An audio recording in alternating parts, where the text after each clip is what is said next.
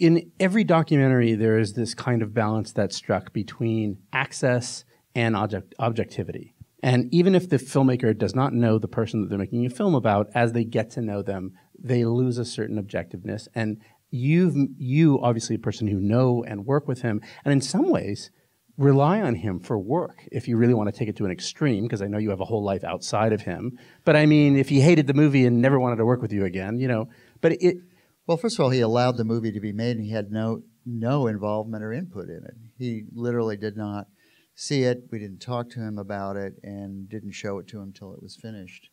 And after that, he had literally one tiny little note. What did he say?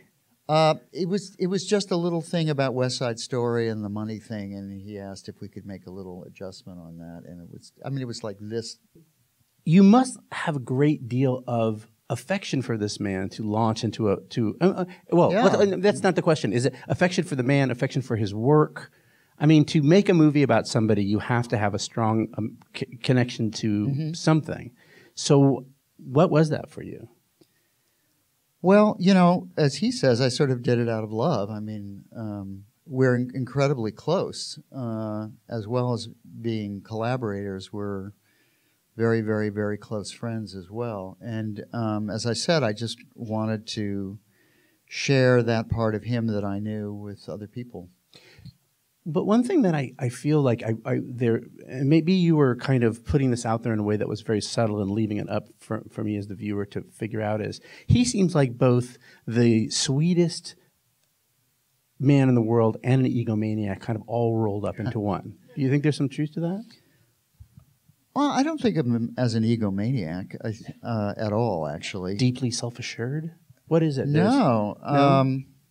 He's complicated, you know. And I think what's great is that footage that Hart Perry did when he was around, I think he was 43, where he has the greasy long hair and the chess pieces and he's drinking and is basically miserable and sour, you know. And he was he said, it was hard for him to watch that because he, in his early, even right before I met him, was a very intimidating character to most people.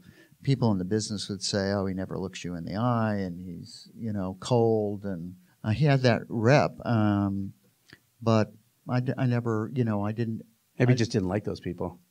No, I don't think so. I think he can be maybe a little socially awkward, and I think also he was involved with a very, very personable and strong-willed man, which was Hal Prince, and I think Hal Prince did the heavy lifting, was the front guy, you know, and Steve was a bit in the background. And when I kind of came in, he became sort of the front guy, and I was 20 years younger, and nobody knew who the heck I was, you know. So it's kind of interesting when I think about it, is that he would choose me to work with because I had literally, you know, no Broadway experience. I had done one musical, I had written 2 plays, and that was it.